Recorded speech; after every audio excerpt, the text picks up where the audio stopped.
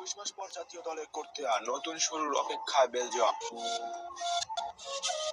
2023 সালের জুনের পর থেকে জাতীয় দলের বাইরে ছিলেন বেলজিয়ামের তারকা গোলকিপার থিবো কুর্তেয়া। কোচের সঙ্গে বিবাদে জড়িয়ে গত বছরের ইউরোপিয়ান চ্যাম্পিয়নশিপে তিনি খেলেন। এতে স্কোয়াড ছাঁটাইয়ের পর রদি গার্সিয়া কোচ হলে ভাবনায় পরিবর্তন আনেন এই তারকা। তাই 21 মাস পর জাতীয় দলে ফিরলেন তিনি।